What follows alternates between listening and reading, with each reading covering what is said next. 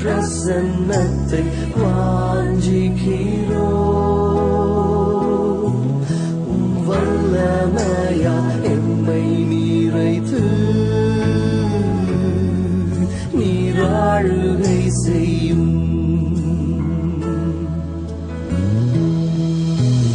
வாரும் தூய ஆவியே உம்முடைய பிரசன்னத்தை நாங்கள் இப்பொழுது வாஞ்சிக்கிறோம் ஐயா. எம்மை நிரப்புவீரா? உன் வல்லமையால் எம்மை நிறைத்து நீராழுகை செய்யும்.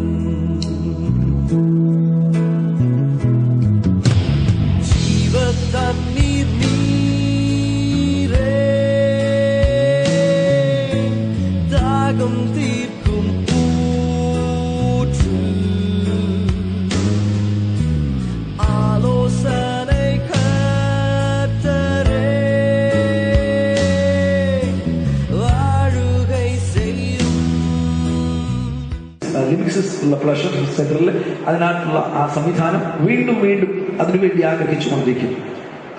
പ്ലഷർ സെന്ററിന്റെ പ്രവർത്തന ശേഷി കുറയും തോറും കൂടുതൽ ഉത്തേജന ആവശ്യം വരും. അഥവാ മദ്യം കുടിച്ചു, ഒരു ഗ്ലാസ് കുടിച്ചു, രണ്ടു മാസം ഒരു ഗ്ലാസ് കുടിച്ചു കഴിഞ്ഞപ്പോൾ ഈ ലിംബിക് സിസ്റ്റത്തിന്റെ പ്രവർത്തന ശേഷി അല്പം അതിനൊരു മങ്ങൽ വരുമ്പോൾ പിന്നെ നമുക്ക് ആ രസം ഫുൾ കിട്ടണമെന്നുണ്ടെങ്കിൽ 2 ഗ്ലാസ് കുടിച്ചിട്ടില്ല.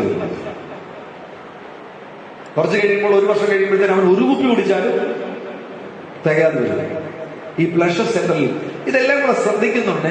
ഇങ്ങനെയുള്ള സംവിധാനങ്ങളെല്ലാം നമ്മുടെ ഈ സംവിധാനത്തിലെ ഒരു ചെറിയ തട്ടിപ്പല്ല.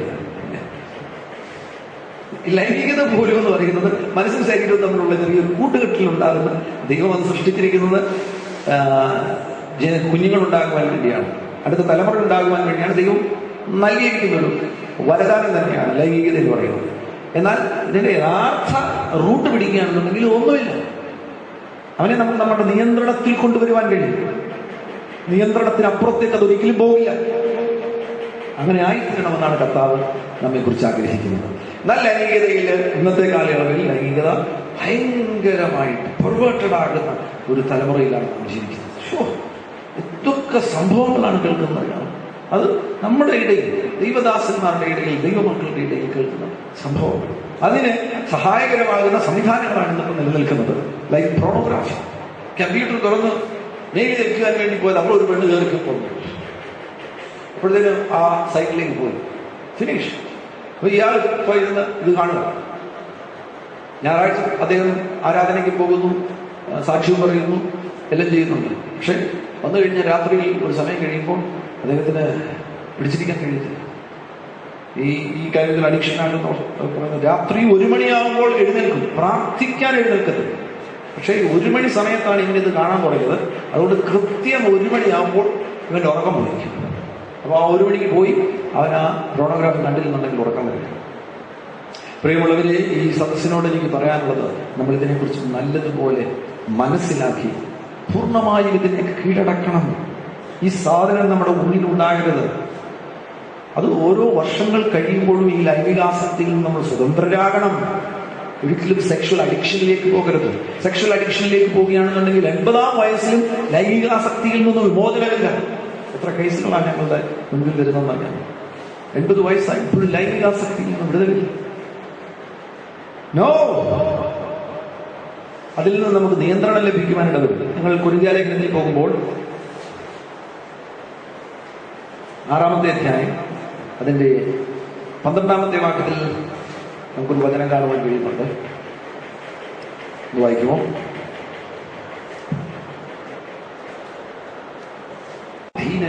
സകലത്തിൽ എനിക്ക് കർത്തവ്യം ഉണ്ടെങ്കിലും സകലം എനിക്ക് പ്രയോജനമാണ്. ഫുട്ബോൾ, ലോകകപ്പ് ഫുട്ബോൾ വരുന്നുണ്ടെ ഫുട്ബോൾ കാണുന്ന ഭാവമാണ്.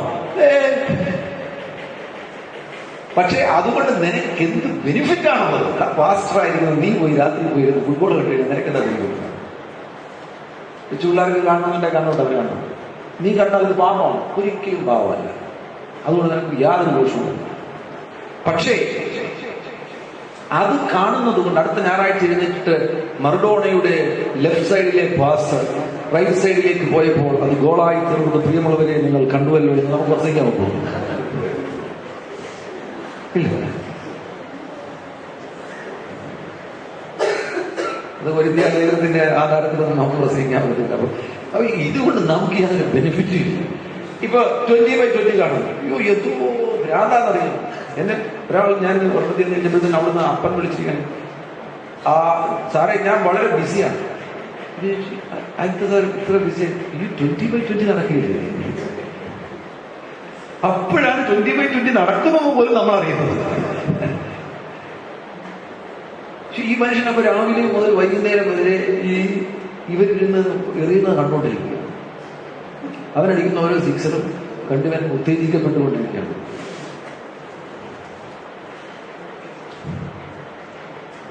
Waste of time.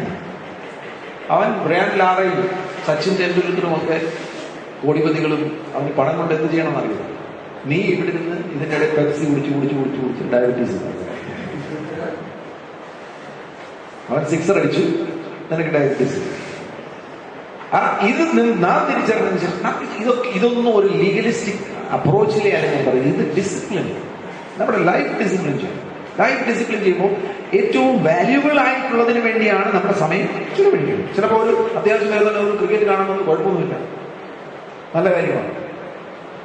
എന്നാൽ ഈ 20/20 12 മാച്ച് ഉണ്ട്. 12 മാച്ച് ഇരുന്ന് 12 ദിവസം ഇരുന്ന് കാണുക എന്ന് പറഞ്ഞു കഴിഞ്ഞാൽ വേസ്റ്റ്. അതേപോലെ തന്നെ ലൈംഗികതയുമായുള്ള ബന്ധത്തിൽ ലൈംഗിക ആസക്തി, നിങ്ങൾ വിവാഹിതരാകുകയും നിങ്ങളുടെ വിവാഹബന്ധത്തിൽ ആ ലൈംഗികതയുടെ സഭ്യത, ലൈംഗികതയിൽ നിങ്ങൾ പരിപാലിക്കുവാൻ ബാധ്യതയുള്ളവരാണ്. അത് മാത്രം ഒരു സെഷൻ തെറ്റാണെങ്കിൽ എനിക്ക് വിശദീകരിക്കുവാൻ കഴിയും. ഒരു ഉദാഹരണം ഞാൻ പറയാം. ലൈംഗികതയുടെ മോശമായ വഴികളിലേക്ക് ഇപ്പം ഒരു കേസ് ജസ്റ്റ് ഇമാജിനറി അല്ല, ഞാൻ വേറൊരു പശ്ചാത്തലത്തിൽ പറയും. ഒരു വ്യക്തിക്ക് തൻ്റെ സ്വന്തം ഭാര്യയുമായി ലൈംഗിക ബന്ധത്തിൽ ഏർപ്പെടണമെന്നുണ്ടെങ്കിൽ അതിനുവേണ്ടി അദ്ദേഹത്തിന് ബ്ലൂ ഫിലിം കാണേണ്ടത് ആവശ്യം. പെർവേർട്ടഡ് ആയിട്ടുള്ള കാര്യങ്ങൾ കമ്പ്യൂട്ടറിലോ ടിവിയിലോ കണ്ടെങ്കിൽ മാത്രമേ തനിക്ക് തന്റെ ഭാര്യയുമായി ലൈംഗിക ബന്ധത്തിൽ ഏർപ്പെടുവാൻ കഴിയും. അത് ദുരാത്മാവാ. എന്റെ ഭാര്യയുടെ മേലും അത് കയറി, അവൾക്കത് ആഗ്രഹമില്ലെങ്കിൽ പോലും. സഭ്യമാകുന്ന ദൈവികമാകുന്ന വഴികൾ വിട്ടുള്ള ഒരു ലൈംഗിക പ്രവൃത്തിയിലും പോകുവാൻ തുനിയുമ്പോൾ ഓർത്തുകൊള്ളണം, അതിന്റെ പിന്നിൽ ദുരാത്മാക്കൾ പ്രവേശിക്കുവാനുള്ളത്. ഈ സദസ്സിനെ ഞാൻ മാനിക്കുന്നു, പക്ഷേ പറഞ്ഞു കൊടുക്കേണ്ടത് ആവശ്യമാണ്. വിവാഹശേഷവും സ്വയംഭോഗത്തിൽ നിന്ന് വിടുതലില്ലാതിരിക്കുന്ന അവസ്ഥ ദുരാത്മാവാണ്. വിവാഹശേഷം മാത്രമല്ല, വിവാഹമാണ് ലൈംഗികതയ്ക്ക് വേണ്ടിയുള്ള ദൈവം വെച്ചിരിക്കുന്ന ഒരേ ഒരു ഡിപ്പാർട്ട്മെന്റ്, ഭാര്യ ഭർത്തൃ ബന്ധം.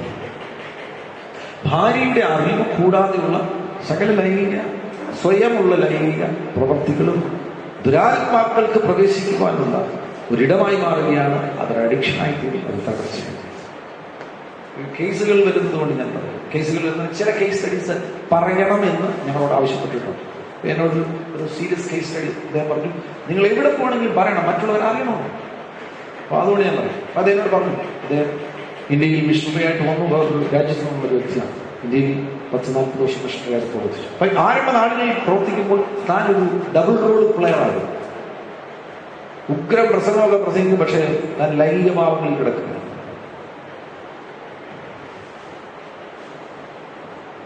കടുത്ത ലൈംഗിക ഭാവങ്ങൾ പോട്ടെ, അത് വിശദീകരിക്കുന്നു ഒത്തിരിയുണ്ട്. ഒടുവിൽ അവസാനം അദ്ദേഹം ഇതിൽ മടുത്തതിന് ശേഷമായിട്ട് LL മിനിസ്ട്രി, ഇംഗ്ലണ്ടിലുള്ള LL മിനിസ്ട്രിയുമായിട്ട് ബന്ധപ്പെട്ടു. എനിക്ക് മനസ്സിലായി ഇത് പാവം. ഞാൻ പ്രസംഗിച്ചതിന് ശേഷം തന്റെ ഭാര്യയുടെ അവിശ്വസ്താണികളുണ്ട് ലൈംഗികമാകുന്ന പാപങ്ങളിൽ, വ്യത്യസ്ത ലൈംഗിക പാപങ്ങളിൽ താൻ ഏർപ്പെടുന്നു. കാരണം ഉഗ്ര പ്രസംഗിക്കും. നിങ്ങളെല്ലാവരും ഒരു കാര്യം നിങ്ങൾ ശ്രദ്ധിക്കണം, ഞാനിത് തെറ്റിദ്ധാരണയ്ക്ക് വേണ്ടി പറയുന്നതല്ല. നിങ്ങളിൽ എല്ലായിടത്തും പോയി തല വെച്ചു കൊടുക്കരുത്. പരിശുദ്ധാത്മാവ് നിങ്ങൾ ഈ പരിശുദ്ധാത്മാവ് നിങ്ങളുടെ വിശുദ്ധ ജീവിതം നയിക്കുന്നവരാണെങ്കിൽ നിങ്ങൾ ബോധ്യം കാണുന്ന എല്ലായിടത്തും ചെന്ന് ഉടനെ തലം വെച്ചു കൊടുക്കരുത്. നോ,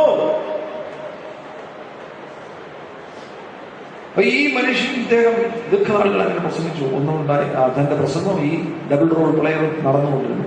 പിന്നീട് എനിക്ക് മനസ്സിലായി ഗുരുതരമാകുന്ന തകർച്ചയിലേക്ക് പോയി. അങ്ങനെ LL മിനിസ്ട്രി വെച്ചു. LL മിനിസ്ട്രി ഇംഗ്ലണ്ടിലുള്ള ഇന്നർ ഹീലിംഗിന്റെ ഡീപ്പായിട്ടുള്ള കാര്യങ്ങൾ കണ്ടെത്തിയ ഒരു മിനിസ്ട്രിയാണ് LL മിനിസ്ട്രി. LL മിനിസ്ട്രി ചെന്ന് കഴിഞ്ഞപ്പോൾ 88 ദുരാത്മാക്കളാണ്, ലൈംഗിക ദുരാത്മാക്കളാണ് ഈ പ്രീച്ചറിന്റെ ഉള്ളിൽ നിന്ന് പുറത്തു വന്നത്. 88 different kinds of sexual demons ഈ പ്രീച്ചറിന്റെ ഉള്ളിൽ നിന്ന് പുറത്തു വന്നു.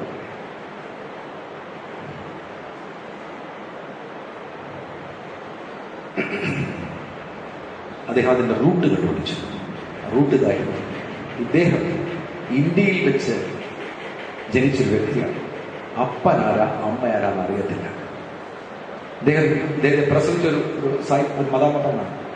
അവൾക്ക് ഒരു ബ്രിട്ടീഷ് പട്ടാളക്കാരന്റെ ലൈംഗിക ബന്ധത്തിലാണ് ജനിച്ചു കഴിഞ്ഞിട്ട് ആ പെണ്ണ് അമ്മ ഡോക്ടേഴ്സ് പറഞ്ഞു, എനിക്ക് കുട്ടിയെ വേണം, നിങ്ങൾ ആർക്കെങ്കിലും കൊടുത്തോളാം. അങ്ങനെ ഈ ഡോക്ടേഴ്സ് ഈ കുട്ടിയെ സൂക്ഷിച്ചു കഴിഞ്ഞപ്പോൾ ഇന്ത്യയിൽ മഹാരാഷ്ട്രയിൽ പ്രവർത്തിക്കുന്ന ഒരു മിഷണറി കുടുംബം ഈ കുട്ടിയെ എടുത്തു വളർത്തി. ഈ മനുഷ്യനിലെ വ്യഭിചാരത്തിന്റെ ദുരാത്മാവ് എവിടെ വെച്ചാ പ്രവേശിച്ചെന്നറിയാമോ? കൺസെപ്ഷൻ നടന്നു. വിവാഹത്തിന് പുറത്ത് ആ പട്ടാളക്കാരൻ ആ പെൺകുട്ടിയുമായി ലൈംഗിക ബന്ധത്തിൽ ഏർപ്പെട്ടപ്പോൾ ഈ കുട്ടി ഉരുവാകും. അവളുടെ ഗർഭപാത്രത്തിൽ ഉരുവാകും. അവളുടെ ഗർഭപാത്രത്തിൽ ഉരുവാകുമ്പോൾ ഇവിടെ വെളിപ്പെടുന്ന വ്യഭിചാരം, ലൈംഗികതയുടെ ദുരാത്മാവോടുകൂടെയാണ് ഇവൻ ജനിച്ചത്. നമുക്ക് ആ പ്രീച്ചറെ അങ്ങനെ കുറ്റം പറയാനൊക്കത്തില്ല. ലൈംഗികതയുടെ ദുരാത്മാവോടുകൂടെ ജനിച്ചൊരു മിഷണറി കുടുംബത്തിൽ ഭാഗ്യവശാൽ വന്നതുകൊണ്ടാണ് ഇവനൊരു മിഷണറി ആയിട്ടുള്ളത്. പക്ഷേ ഈ ദുരാത്മാവ് പോയിരുന്നില്ല. അമ്മയുടെ ഉദരത്തിൽ നിന്ന് പ്രവേശിച്ച ദുരാത്മാവ് പോയിരുന്നില്ല. അതുകൊണ്ട് ലൈംഗികതയും പ്രഭാഷണവും കൃപയാൽ അദ്ദേഹം രക്ഷപ്പെട്ടു. ഇന്ന് അദ്ദേഹം വളരെ ശക്തമായി പ്രത്യേകിച്ച് ഈ മേഖലയിൽ പ്രയോജനപ്പെടുന്ന ഒരു ദൈവദാസനാണ്. സെക്ഷൽ ഡിസോർഡേഴ്സ് ഏതെങ്കിലും മേഖലയിലുണ്ടെങ്കിൽ അധികം ഞാൻ വിശദീകരിച്ചില്ല. ചില മേഖലകൾ നിങ്ങൾക്ക് മനസ്സിലാക്കണമെന്ന് ഞാൻ വിശ്വസിക്കുന്നു. പോർണോഗ്രാഫി, തോട്ട്, ലൈംഗികത ആവർത്തിച്ച് ചിന്തിക്കുന്നു, അമിതമാകുന്ന ലൈംഗിക ആസക്തി,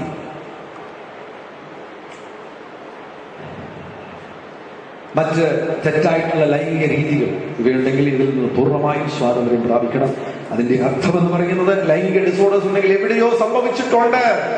ഒരാന്തരികമായിട്ടുള്ള കേട് നിന്റെ മനസ്സിൽ സംഭവിച്ചിട്ടുണ്ട്.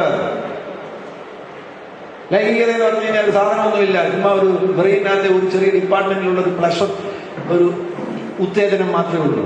അതിനെ നമുക്ക് കീഴ്പ്പെടുത്തി നമ്മുടെ നിയന്ത്രണത്തിൽ കൊണ്ടുവരുവാൻ കഴിയും. അങ്ങനെ വരുമ്പോഴാണ് നമുക്ക് ദൈവകാര്യത്തിൽ പ്രയോജനപ്പെടുവാൻ കഴിയും.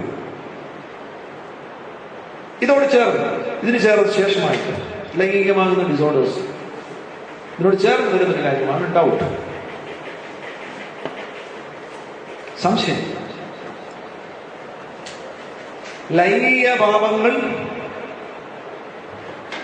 അതിനേക്കാളുള്ള ഒരു വലിയൊരു പ്രശ്നമാണ് സംശയം. കുടുംബജീവിതങ്ങളെ തകർക്കുന്ന പ്രധാനപ്പെട്ട സാധനമാണ് സംശയം. സംശയരോഗം തന്നെയാണ്. ഞാനിപ്പോൾ ഈ കാര്യങ്ങൾ ഇവിടെ വിശദീകരിക്കുമ്പോൾ ഈ ലൈംഗിക സെക്ഷൽ ഡിസോർഡേഴ്സ് പച്ചയ്ക്ക് പറയും തെറ്റിദ്ധരിക്കുക. നിങ്ങൾക്ക് പോലും നിങ്ങളുടെ പാർട്ട്ണറെ ഇപ്പോൾ ഉടനെ സംശയം തോന്നും. ഇത് നിങ്ങൾ ഈ സെക്ഷൽ ഡിസോർഡർ കണ്ടു കഴിയുമ്പോൾ നിങ്ങൾക്ക് ചിലപ്പോൾ തോന്നുമല്ലോ എൻ്റെ അച്ഛന് കുഴപ്പമില്ല കേട്ടോ, അങ്ങനെ തോന്നലുണ്ടായിരുന്നു. അത് തന്നെ വിശാലം തുറന്നു. ഇത് നമ്മുടെ അവയർനെസ്സിന് വേണ്ടിയാണ് നമ്മൾ പറയുന്നത്. ആർക്കെങ്കിലും ഇങ്ങനൊരു ബലഹീനത ഉണ്ടെങ്കിൽ നമുക്കത് പരിഹരിക്കുവാൻ കഴിയും. കർത്താവ് നമ്മളെ തള്ളി പറയുന്നത് ഇത് ഈ ഒരു കാരണം കൊണ്ട് കർത്താവ് നമ്മളെ തള്ളി പറയുന്നത് മടങ്ങി വരണമെന്നുള്ളത് മാത്രമല്ല. റിപ്പന്റ് ചെയ്ത് മടങ്ങി വരുമ്പോൾ അത് പരിഹരിച്ച് ആ മേഖലയിൽ തന്നെ നമുക്ക് ജയം തരുവാൻ കർത്താവ് വിശ്വസ്തരാണ്. അതിനോട് ചേർന്ന് വരുന്നു സംശയം, ഡൗട്ട് ഒരു പ്രധാനപ്പെട്ട പ്രശ്നമാണ്. സംശയം പ്രത്യേകിച്ച് ഈ വിവാഹം കഴിഞ്ഞ ഇന്നത്തെ മേഖലയിലെ ഡിവോഴ്സിന് പ്രധാനപ്പെട്ട ഒരു കാരണമായി തന്നെ സംശയം മാറിയിരിക്കുകയാണ്. ആ സംശയത്തിന്റെ എല്ലാവിധമാകുന്ന റൂട്ട്സ് നമ്മുടെ ഉള്ളിൽ നിന്ന് മാറ്റിക്കളയും. നിങ്ങൾ വിചാരിക്കും ചെറുപ്പമായതുകൊണ്ടാണ് ഇപ്പോൾ ഈ സംശയം തോന്നുന്നു, പ്രായമാകുമ്പോൾ മാറും. മാറത്തില്ല, അതൊരു ദുരാത്മാവല്ലേ. നീ ആവർത്തിച്ച് സംശയിച്ചതിനാൽ ദുരാത്മാവാണ്. 88ാമത്തെ വയസ്സിൽ നിനക്ക് ഭാര്യയോട് സംശയമായിരിക്കും. റിയൽ കേസ് 78 വയസ്സുള്ള അപ്പച്ചന് 74 വയസ്സുള്ള അപ്പച്ചിയെ സംശയം. ഓ വീടിൻ്റെ അതിലെ ഒരു കാർ പോയി കഴിഞ്ഞാൽ ഉടൻ പറയും നിന്നെ കാണാൻ ആരോ വന്നതാണ്. ഞാനതാണ് പറയുന്നത്, ഇങ്ങനെയുള്ള പ്രശ്ന ഇഷ്യൂസ് എല്ലാം 40 വയസ്സിനുള്ളിൽ പരിഹരിച്ചേക്കും. യെസ്, 40s കഴിഞ്ഞാൽ പിന്നെ നിന്റെ ഫിക്സേഷൻ എന്ന് പറഞ്ഞൊരു സാധനം ഈ സൈക്കാട്രിയുടെ ഡിപ്പാർട്ട്മെന്റ് ഫിക്സേഷൻ വന്നു കഴിഞ്ഞാൽ ടീച്ചബിലിറ്റി പോയി, പിന്നെ നിന്നെ പഠിപ്പിക്കാൻ പറ്റില്ല. ഒരു മിഡ് 40s കഴിഞ്ഞാൽ പിന്നെ ഫിക്സേഷൻ വരും. ഫിക്സേഷൻ വന്നു കഴിഞ്ഞാൽ പിന്നെ ഇതൊന്നും പറഞ്ഞാൽ നമുക്ക് മാറ്റാനൊക്കത്തില്ല. നമ്മളെപ്പോഴും മാറ്റത്തിന് തയ്യാറാകണം. നിങ്ങൾ മാറ്റത്തിന് തയ്യാറാണെങ്കിൽ ഞാനൊരു ഉദാഹരണം പറയാം. നിങ്ങൾ ഇപ്പോൾ എക്സാമ്പിൾ, നിങ്ങൾ അച്ചാർ കഴിക്കുന്ന സ്വഭാവമുള്ളവരുണ്ടോ? സ്ഥിരമായിട്ട് അച്ചാർ കഴിക്കുന്ന സ്വഭാവമുള്ളവരുണ്ടോ? ഉണ്ടെങ്കിൽ ഇന്ന് തന്നെ പോയിട്ട് അച്ചാർ കഴിക്കുന്നത് സ്റ്റോപ്പ് ചെയ്യണം. അങ്ങനെ നമ്മൾ ഓരോ കാര്യങ്ങൾ ചേഞ്ച് ചെയ്യാൻ പഠിക്കണം. ഫോർ എക്സാമ്പിൾ, ഭക്ഷണം ഞാൻ കേട്ടതാണ് വർഷങ്ങൾക്ക് മുന്നേ, ഭക്ഷണം കഴിക്കുന്നതിന്റെ ഇടയിൽ വെള്ളം കുടിക്കരുത്. അവർ പറയുന്ന അരമണിക്കൂർ മുന്നിലോ അരമണിക്കൂർ ശേഷം ഉടനടി എന്റെ സ്വഭാവം ഭക്ഷണം കഴിക്കുന്നതിന്റെ ഇടയിൽ വെള്ളം കുടിക്കുക. അന്നേരം ഞാൻ അതങ്ങനെ നിർത്തി. ഇതേപോലെ നമ്മൾ ചേഞ്ച് ചെയ്യുവാൻ, നമ്മളെ തന്നെ ചേഞ്ച് ചെയ്യാൻ പ്രാക്ടീസ് ചെയ്യണം. ഓരോ ഈ സിമ്പിൾ ആയിട്ടുള്ള കാര്യങ്ങൾ ചേഞ്ച് ചെയ്യാൻ പ്രാക്ടീസ് ചെയ്യുമ്പോൾ നമുക്ക് ഇങ്ങനെയുള്ള കാര്യങ്ങൾ ഈസി ആയിട്ട് നമുക്ക് മാറ്റുവാൻ കഴിയും. ആ മാറ്റുവാൻ കഴിയുന്നവർ ടീച്ചബിൾ ആണ്. പറഞ്ഞു കൊടുത്താൽ മനസ്സിലാവും. ടീച്ചബിൾ അല്ലാത്ത ഒരാളിന് ഇന്നർ ഹീലിംഗ് കൊണ്ട് യാതൊരു പ്രയോജനവും. ഒരു മിഡ് 40s കഴിഞ്ഞ് കഴിഞ്ഞാൽ ഫിക്സേഷൻ വരും. ഫിക്സേഷൻ വന്നു കഴിഞ്ഞാൽ ടീച്ചബിൾ ആകത്തില്ല. ടീച്ചബിൾ അല്ലാത്ത ഒരാളിനെ പിന്നെ പഠിപ്പിക്കാൻ പോവുകയും വരും. അതിനാലാണ് ഞാൻ പറയുന്നത്, സംശയമുണ്ടെങ്കിൽ പരിഹരിച്ചോണം, ഇപ്പോൾ തന്നെ പരിഹരിച്ചോണം. അതിന്റെ മുൻപിൽ ദുരാത്മാവാണ്, ആ ദുരാത്മാവിനെ പുറത്താക്കണം. പിന്നീട് നമ്മുടെ മനസ്സിനെ പറഞ്ഞ് മനസ്സിലാക്കണം. സംശയിക്കരുത്. ഈ കേസസ് വരുന്നുണ്ടല്ലേ, ഒരു മനുഷ്യൻ ഉറങ്ങുന്നതിന് മുമ്പ് ടോർച്ചുമായിട്ട് പോയിട്ട് വീടിന്റെ ചുറ്റും നടന്നിട്ട് ടോർച്ച് അടിച്ച് നോക്കും. തെങ്ങനെല്ലാം നോക്കി വന്നിട്ട് അദ്ദേഹം കിടക്കുന്നതിന് മുമ്പ് കട്ടിലിനടിയിൽ ടോർച്ച് അടിച്ചു. അത് കട്ടിപ്പിച്ചാലല്ല ഞായറാഴ്ച പോയിട്ട് വലിയ ആരാധനകളുണ്ട്. അതൊന്നും കുഴപ്പമില്ല, ആരാധിക്കണം. സംശയം ഉണ്ടെങ്കിലും ആരാധിക്കണം. അറ്റ്ലീസ്റ്റ് നീ സ്വർഗത്തിലേക്ക് പോകണം.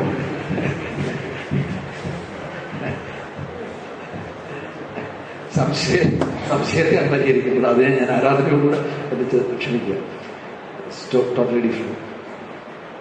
ഓക്കെ, അപ്പൊ ഈ സംശയം പലർക്കും അനാവശ്യമായിട്ടുള്ള സംശയങ്ങൾ എത്ര റീസണുണ്ട്. ഇപ്പൊ ഭർത്താവ് ഓഫീസിൽ നിന്ന് വരുന്നു, അയാളുടെ ശരീരത്തിൽ ഒരു കറുത്ത നീണ്ട തലമുടി. അയ്യോ, കറുത്ത നീണ്ട തലമുടി, ഒരു ചെറുപ്പക്കാരിയുമായിട്ടായിരുന്നു ഈ മനുഷ്യനായിരുന്നു. പിറ്റേ ദിവസം അയാൾ ഓഫീസിൽ വന്നപ്പോ ഒരു നരച്ച നീണ്ട തലമുടി. അയ്യോ, ഇപ്പോൾ വല്യമ്മമാരുമായിട്ട് പാടോ ഈ മനുഷ്യൻ. എന്തോ മൂന്നാം ദിവസം തന്നു കഴിഞ്ഞപ്പോൾ അയാളുടെ ഉടുപ്പേ തലമുടിയില്ല. അയ്യോ, തലമുടി ഇല്ലാത്തവരുമായിട്ട് ചിലപ്പോ മൊട്ട തലച്ചുമാരുമായിട്ടാണ്. ഇതാണ് സംശയം. ദിസ് ഈസ് വാട്ട് ഈസ് സംശയം.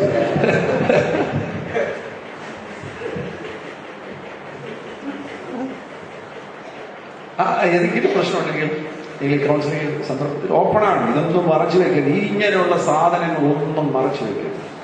ഇതൊക്കെ ഗുരുതരമാകുന്ന രോഗമാണ്. ഇതെല്ലാം നിങ്ങൾ കൗൺസിലേഴ്സിനോട് ഓപ്പണായി ഈ സാധനത്തെ എല്ലാം പുറത്താക്കും. സെക്ഷൽ ഡിസോർഡേഴ്സ് ഉണ്ട്. ഇവിടെ ഞാൻ ആ സെക്ഷൽ ഡിസോർഡർ പറഞ്ഞു കഴിഞ്ഞപ്പോൾ ഈ ഫോംസ് നിങ്ങൾ എടുത്തിട്ടുണ്ടെങ്കിൽ, ഈ ഫോംസിൽ ഞാൻ പറഞ്ഞല്ലോ നിങ്ങളുടെ പേരൊന്നും എഴുതണ്ട. ഇവിടെ ഒരു 124 എന്നുള്ള നമ്പറുണ്ട്. ആ നമ്പറാണ്, ഈ നമ്പറാണ് നിങ്ങളുടെ നമ്പർ. 2 പെൺകുട്ടികളുമായിട്ട് അവൻ ലൈംഗിക ബന്ധത്തിൽ ഏർപ്പെട്ടു. ആ പെൺകുട്ടികളുമായിട്ടുള്ള പ്രാണബന്ധം മുറിഞ്ഞിട്ടില്ല. മിസ് എക്സ്, മിസ് വൈ, ഈ 2 പെൺകുട്ടികളുമായിട്ടുള്ള പ്രാണബന്ധം മുറിഞ്ഞിട്ടില്ല.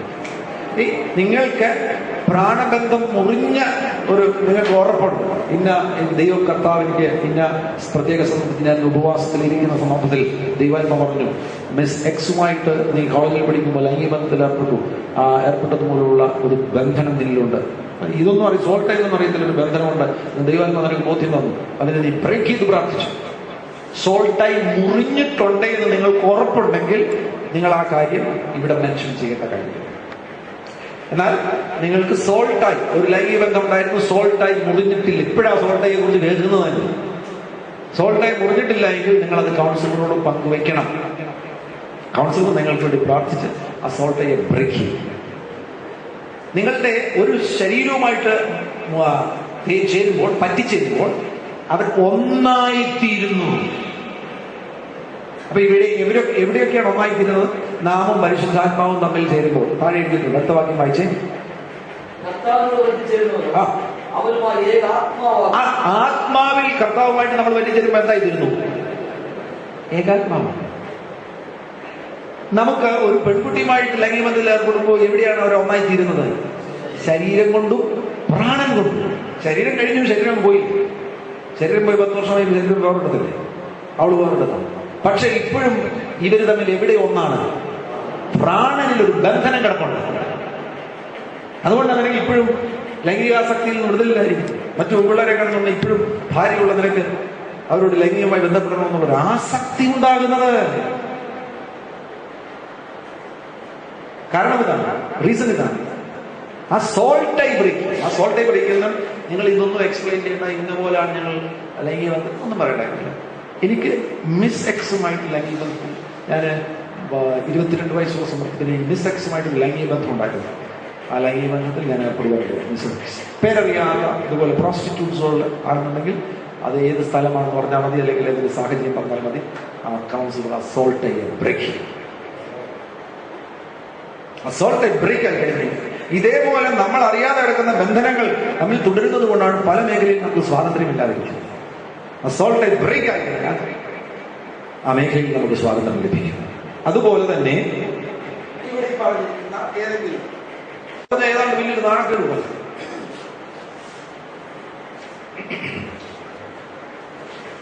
സാമൂഹികമായിട്ട് തന്നെ അതിൻ്റെ മേൽ ചില നിയന്ത്രണങ്ങൾ ഉള്ളതുകൊണ്ടും സാമൂഹികമായി തന്നെ അതിനോടുള്ള സമീപനം മറ്റൊരു നിലവാരത്തിലായിരിക്കുന്നത് കൊണ്ടാണ് നമ്മുടെ സമൂഹം അങ്ങനെ അതിനെ സമീപിക്കുന്നത്. അതിനകത്ത് തെറ്റില്ല.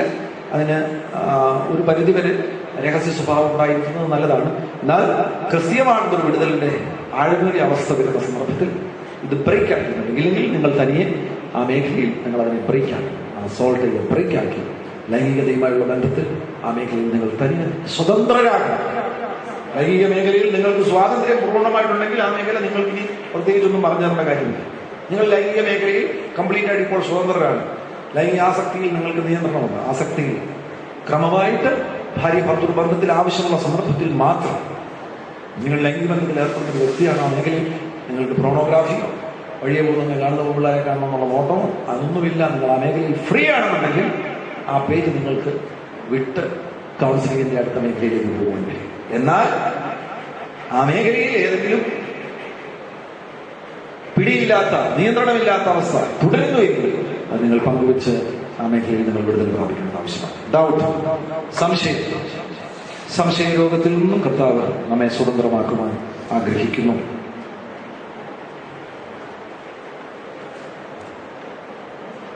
ഒരടയാളം. ഇത് സാധാരണഗതിയിൽ എല്ലാവരും നേരിടുന്ന ഒരു പ്രധാനപ്പെട്ട പ്രശ്നമാണ് അൺഫോർഗീവ്നെസ് എന്ന് പറയുന്നത്. പലരോടും ക്ഷമിക്കുവാൻ കഴിയാത്ത അവസ്ഥ പലരിൽ നിലനിൽക്കും. ലൂക്കോസിന്റെ സുവിശേഷം 21:19 വായിക്കുന്നു.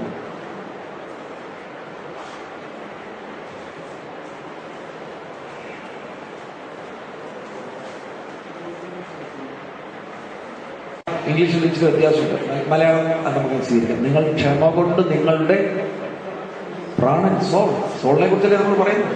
നിങ്ങൾ ക്ഷമ കൊണ്ട് നിങ്ങളുടെ ചേർത്ത് പറഞ്ഞത്, ക്ഷമ കൊണ്ട് ഞാൻ എൻ്റെ പ്രാണനെ നേടുന്നു. ആന്തരിക സൗഖ്യത്തിന്റെ താക്കോൽ എന്താണെന്ന് അറിയാമോ? ക്ഷമ. ഞാൻ ഈ പറഞ്ഞ ലിസ്റ്റുകളെല്ലാം ഉണ്ട്. അതെല്ലാം കർത്താവിനോട് പറയുമ്പോൾ ക്ഷമിക്കും കർത്താവ്. നമ്മെ സംബന്ധിച്ചിടത്തോളം നമുക്ക് ക്ഷമിക്കുവാനുള്ളവരോട് നാം ക്ഷമിക്കുന്നു.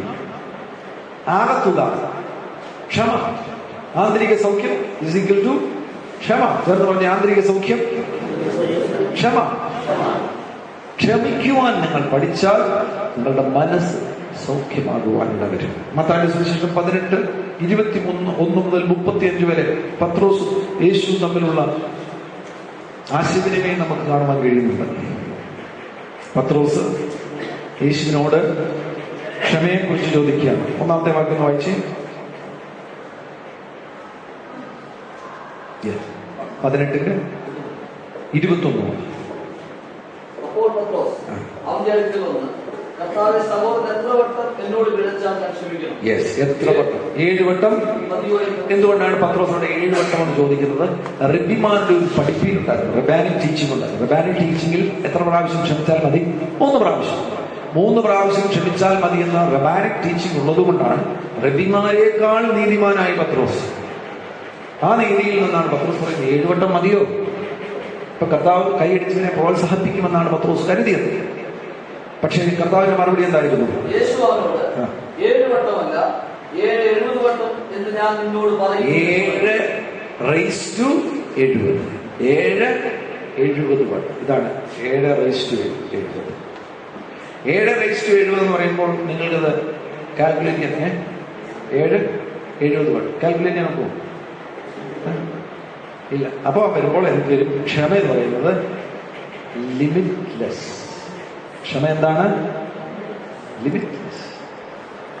7:70 വട്ടം കാൽക്കുലേറ്റ് ചെയ്യണം. അങ്ങനെ സംഖ്യ നമുക്ക് ഭൂമിയിൽ എഴുതാൻ നോക്കും. കർത്താവ് പറഞ്ഞ അത്രയേ ഉള്ളൂ. പത്രോസേ, നീ 7 വട്ടം എന്നോട് ചോദിക്കുന്നു. പക്ഷെ എന്റെ മറുപടി എന്താണ്? ക്ഷമ ലിമിറ്റ്ലെസ് ആണ്.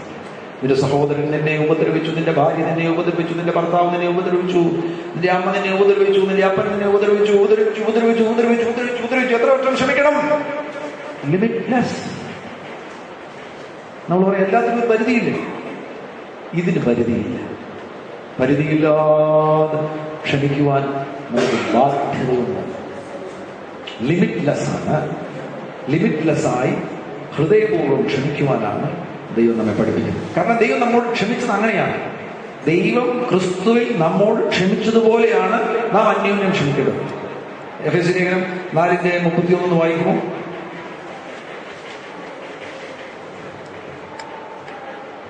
എല്ലാ കയ്പും കോപവും ക്രോധവും കുറ്റാരവും ദൂഷവും സകല ദുർഗുണങ്ങളുമായി നിങ്ങളുടെ വിട്ട് ഒഴിഞ്ഞു പോകട്ടെ. നിങ്ങൾ തമ്മിൽ മനസ്സലിവുള്ളവരാണ്.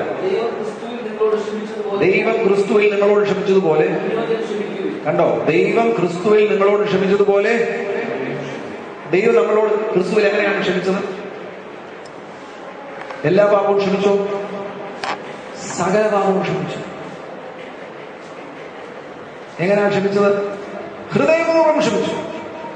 ഇനി ഒരിക്കലും ഓർക്കുവാൻ കഴിയാത്ത നിലയിൽ ക്ഷമിച്ചു.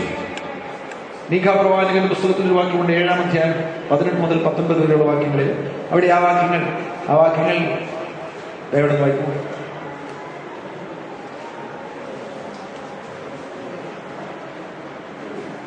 മീഖാ പ്രവാചകന്റെ പുസ്തകം 7-ാം അധ്യായം 18-19.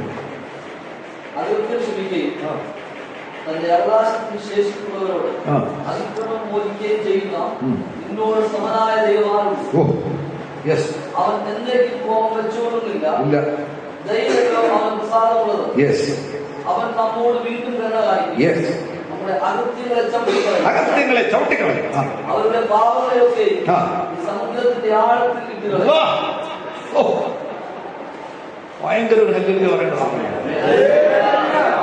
ഇവിടെ അകൃത്യവും പാപവും എന്നുള്ള വ്യത്യാസം എന്താണെന്ന് ജനപാസ്റ്റർ പഠിപ്പിക്കും.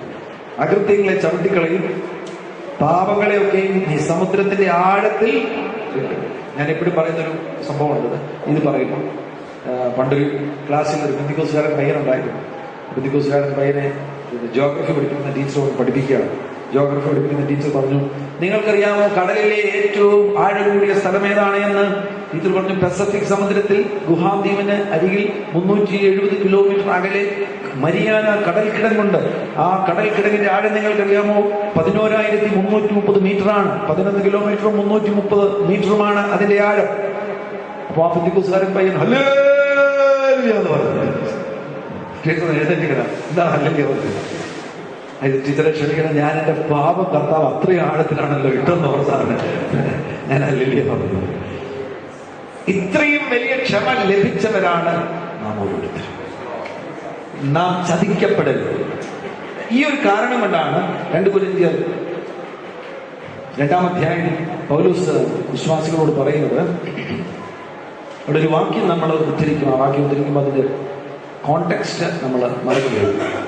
2-ാം അധ്യായം അതിൻ്റെ 10-ാമത്തെ വാക്യത്തിൽ നിങ്ങൾ പലതും ക്ഷമിക്കുന്നവരോട് ഞാൻ ക്ഷമിക്കുന്നു. യെസ്, എന്നാൽ ഞാൻ പലതും ക്ഷമിച്ചിരിക്കുന്നു എങ്കിൽ നിങ്ങൾ നിമിത്തം ക്രിസ്തുവിന്റെ സന്നിധാനത്തിൽ ക്ഷമിച്ചിരിക്കുന്നു. യെസ്. സാത്താൻ നമ്മെ തോൽപ്പിക്കരുത്. അവിടെ സാത്താൻ നമ്മെ തോൽപ്പിക്കരുത് എന്നുള്ളത് നിങ്ങൾ എല്ലാവരും തിരുത്തണം. സാത്താൻ നമ്മളെ തോൽപ്പിക്കാൻ കഴിയുമോ? ഇല്ല. ഉറക്കെ പറഞ്ഞ സാത്താൻ തോൽപ്പിക്കാൻ കഴിയത്തില്ല. ഇത് മലയാളം ട്രാൻസ്ലേഷൻ പറ്റിയൊരു തെറ്റാണ്. ഇംഗ്ലീഷിൽ ടേക്ക് അഡ്വാൻറ്റേജ്. സാത്താൻ നമ്മെ മുതലെടുക്കരുത്.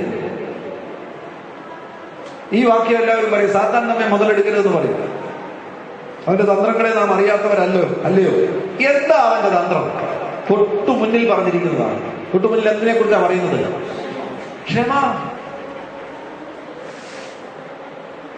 നിന്നെ പീഡിപ്പിച്ചവരോട് നിനക്ക് ക്ഷമിക്കാൻ കഴിയത്തില്ലേ? കഴിയണം. നിന്നെ ഉപദ്രവിച്ചവരോട് നിനക്ക് ക്ഷമിക്കാൻ കഴിയത്തില്ലേ? കഴിയണം. അവർ 1000 പ്രാവശ്യം എന്നെ ഉപദ്രവിച്ചു, വീണ്ടും ക്ഷമിക്കണം. സാർ അത് 10,000 പ്രാവശ്യം അവരെന്നെ ഉപദ്രവിച്ചു, അപമാനിച്ചു, തെറ്റായ കാര്യങ്ങൾ പറഞ്ഞു, പിന്നെയും ക്ഷമിക്കണം. ഇല്ലെങ്കിൽ സാത്താൻ എന്ത് ചെയ്യും? ഈ അവസരം അവൻ മുതലെടുക്കും. മുതലെടുത്തിന്റെ ജീവിതത്തെ ഈ ഒരു കാരണം വെച്ച് അവൻ പീഡിപ്പിക്കുവാൻ ഇടവരും. ഒരിക്കലും അതിന് അനുവാദം കൊടുക്കരുത്. മനഃപൂർവമായി ദൈവത്തിന്റെ വചനത്തിന്റെ സത്യം മനസ്സിലാക്കി ക്ഷമിക്കുവാൻ നാം തയ്യാറാകണം. നാം അങ്ങനെ ക്ഷമിക്കാതിരിക്കുകയാണെങ്കിൽ അതിൽ നിന്ന് ഉളവാകുന്ന പ്രധാനപ്പെട്ട പരിണിത ഫലങ്ങളാണ് കയ്പ്. ക്ഷമിക്കാതിരിക്കുന്നവർക്കുണ്ടാകുന്നതാണ് കയ്പ്, വെറുപ്പ്, നീരസം, മുഷിവ്, അനിഷ്ടം, അമർഷം. കേട്ടോ, ക്ഷമിക്കാതിരുന്നു കഴിഞ്ഞാൽ എന്തൊക്കെയാണ് ഉണ്ടാകുന്നത്? കയ്പ്, വെറുപ്പ്, നീരസം, മുഷിവ്, അനിഷ്ടം, അമർഷം, bitterness, hatred, contempt, many other things. കയ്പ്, വെറുപ്പ്, നീരസം, മുഷിവ്. കയ്പ് എന്താണ്? Unfulfilled revenge is bitterness. പൂർത്തീകരിക്കാത്ത പ്രതികാരമാണ് bitterness. കയ്പ് എന്താണ്? പൂർത്തീകരിക്കാത്ത. അവനിട്ട് 2 എണ്ണം കൊടുക്കേണ്ടതായിട്ട് ആ പൂർത്തീകരിക്കാത്ത പ്രതികാരം കയ്പായിട്ടിരിക്കുകയാണ്. ഈ കയ്പൊക്കെ കയറി കഴിഞ്ഞാൽ ഭയങ്കര പ്രശ്നമാണ്. കയ്പ് കയറി കഴിഞ്ഞാൽ എബ്രായ ലേഖനത്തിൽ പോയി, എബ്രായ ലേഖനം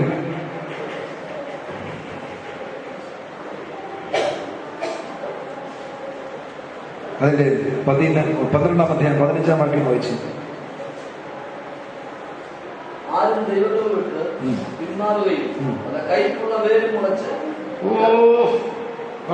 കയ്പുള്ള ഈ മനുഷ്യന് ഈ കയ്പിന്റെ ഒരു വലിയ വൃക്ഷം തന്നെ ഉണ്ടായിരുന്നു. അത് വെട്ടിക്കളഞ്ഞു. പക്ഷെ ഇപ്പോഴും എന്ത് തുടരുകയാണ്?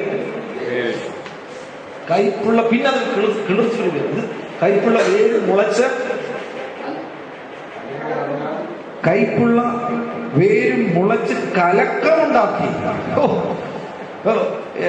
ഇംഗ്ലീഷിൽ എങ്ങനെയാണ് അത് വന്നിരിക്കുന്നത്? കയ്പുള്ള വേര് മുളച്ച് കലക്കമുണ്ടാക്കി. യെസ്, ഒന്നുകൂടെ പറയാം. Trouble, defile. അതാണ് കറക്റ്റ്. അപ്പൊ ആ കയ്പുള്ള വേരങ്ങോട്ട് മുളച്ചു കഴിഞ്ഞാൽ നീ എന്തായി തോന്നുന്നു? ഡിഫൈൽഡായി. നിന്റെ ഹോൾ ലൈഫ് ആണ് ഡിഫൈൽഡായി.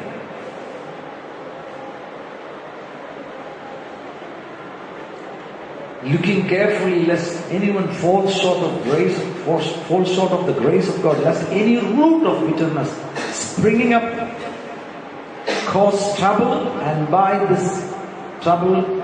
this many became defiled. അപ്പോൾ കയ്പുള്ള വേര് മൂലം ട്രബിൾ വന്നു. ട്രബിൾ മുഖാന്തരം many defiled. ആക്ച്വലി ഡിഫൈൽ എന്നുള്ള വാക്കിന്റെ അർത്ഥം എന്താ? മലിനം.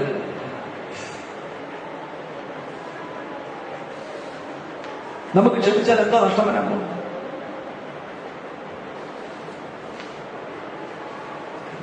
നമ്മൾ മനഃപൂർവ്വം ക്ഷമിക്കുമ്പോൾ എന്താണ് നമുക്ക് യാതൊന്നും നഷ്ടപ്പെടുവാൻ പോകുന്നില്ല. ഞാൻ ഈ ഭാഗങ്ങൾ ചില സന്ദർഭങ്ങളിൽ സമയം കിട്ടുമ്പോൾ കുറെ കൂടെ സമയം കിട്ടും, വേറെ സാഹചര്യങ്ങൾ ഏർപ്പെടുമ്പോൾ ഞാൻ ചിലപ്പോൾ ആവശ്യപ്പെടും ആളുകളോട് നിങ്ങൾക്ക് ക്ഷമിക്കാനുള്ളവരുടെ പേരെഴുതിയിരിക്കുക. ഞാൻ പുതുപ്പള്ളിയിൽ ഒരു ശുശ്രൂഷിച്ചപ്പോൾ ഞാൻ അവരോട് ആവശ്യപ്പെട്ടു എത്ര പേരോട് ക്ഷമിക്കാറുണ്ട്. അപ്പോൾ 16 വയസ്സുള്ള ഒരു പെൺകുട്ടി ക്ലാസ് 10 പഠിക്കുന്ന പെൺകുട്ടി അവൾ എഴുതി 32 പേരോട് അവൾ ക്ഷമിക്കാറുണ്ട്. 16 വയസ്സിൽ 32 32 ആളുകളോട് അവൾ ക്ഷമിക്കാറുണ്ട്. ഈ വഴി ഈ നിലയിൽ ജീവിതം മുന്നോട്ട് പോയാൽ 40-ാം വയസ്സിൽ ക്ഷമ, അൺഫോർഗീവ്നെസ് എന്ന് പറയുന്ന ഒരു ബിഗ് ഡോർ ഏത് ദുരാത്മാവിനും പ്രവേശിക്കാൻ കഴിയും. ഞാനിപ്പോൾ ഈ പറയുമ്പോൾ നിങ്ങൾക്ക് അറിയുന്ന ഒരു ബുദ്ധിമുട്ട് തോന്നുന്നുണ്ടോ, റെസിസ്റ്റൻസ് തോന്നുന്നുണ്ടോ? ചിലപ്പോൾ ഒരു അൺഫോർഗീവ്നെസ് നിങ്ങളിൽ ചിലപ്പോൾ ഭയങ്കര കൂട്ടറായിട്ടുണ്ടെങ്കിൽ ഞാൻ ഈ പറയുന്ന കാര്യങ്ങളോട് നിങ്ങൾക്കൊരു അതിനോട് തന്നെ എന്തുണ്ടാവും, ഒരു റെസിസ്റ്റൻസ് ഉണ്ട്. ഒന്ന് റെസിസ്റ്റ് ചെയ്യും, നിങ്ങളുടെ മനസ്സിൽ ഒന്ന് റെസിസ്റ്റ് ചെയ്യും. നോ, ഇയാൾ പറയുന്നത് ശരിയല്ല, അങ്ങനെ ഒന്നും ക്ഷമിക്കാൻ പറ്റില്ല. ഒരു റെസിസ്റ്റൻസ് ഉണ്ടാകും. ആ റെസിസ്റ്റൻസ് ഉണ്ടാകുന്നെങ്കിൽ ഇപ്പോൾ മനസ്സിലാക്കിക്കൊള്ളണം, പ്ലീസ് കാര്യം വിളിച്ച് പറയുക, നിങ്ങൾക്ക് ഒരു ആഴമറി വിടുന്ന ആവശ്യം. അതാ ദുഷ്ടൻ നിങ്ങളെ സ്വതന്ത്രരാക്കാതിരിക്കാൻ വേണ്ടി ആ പരിപാടി ചെയ്യുന്നത്.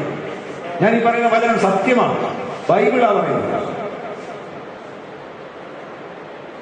16 years അവർക്ക് 32 പേരോട് ക്ഷമിക്കാനുണ്ടെങ്കിൽ 40 വയസ്സാകുമ്പോഴത്തേന് ഫിനിഷ്. അത് നേച്ചറായിട്ടില്ല. പിന്നെ അവർക്ക് ക്ഷമിക്കാൻ ആരോടും ക്ഷമിക്കാൻ കഴിയും. ഏത് സാഹചര്യത്തിലും പിന്നെ അൺഫോർഗീവ്നെസ് വരും. അയാൾ അൺഫോർഗീവ്നെസ് ഏകാന്തതയിൽ ചിന്തിക്കുമ്പോൾ, ബൈബിൾ വായിക്കുമ്പോൾ 10 പേരോടുള്ള അൺഫോർഗീവ്നെസ് ചിന്തയിൽ കയറി വരും. ബൈബിളിൽ ലൂക്കോസിന്റെ സുവിശേഷം വായിക്കുന്നു, പകുതി മനസ്സ് ആളുകളോടുള്ള ബിറ്റർനെസ്സിലാണ്. പ്രിയമുള്ളവരെ, നമ്മൾ അതിനെ ഡീൽ ചെയ്ത് നമ്മൾ അതിനെ സൗഖ്യമാക്കണം. ഈ അൺഫോർഗീവ്നെസിന്റെ സ്പിരിറ്റ്സിനെ മുഴുവൻ പുറത്താക്കണം. ബിക്കോസ് ലിമിറ്റ്ലെസ് ആയിട്ട് ക്ഷമിക്കാൻ കർത്താവ് നമുക്ക് ആജ്ഞ നൽകിയിരിക്കും. അവിടുന്ന് നമ്മോട് അങ്ങനെ ക്ഷമിച്ചിരിക്കുന്നതിനാൽ നമുക്ക് അങ്ങനെ തന്നെ ക്ഷമിക്കാനുള്ള ബാധ്യതയുണ്ട്. ലൂക്കോസിന്റെ സുവിശേഷം 23:34 ശ്രദ്ധിച്ചേ.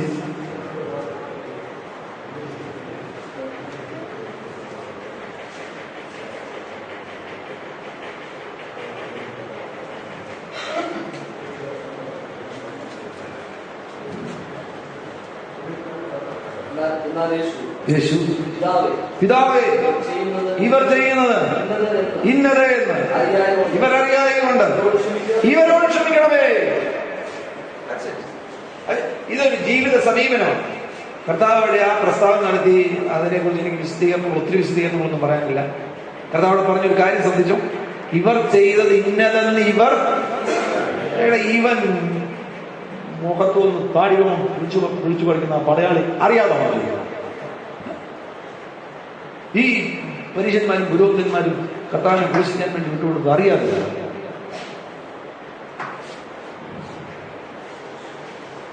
കർത്താവ് അതിനെ സമീപിക്കുന്നില്ല. ഇവർ ചെയ്യുന്നത് ഇന്നതെന്ന് ഇവർ.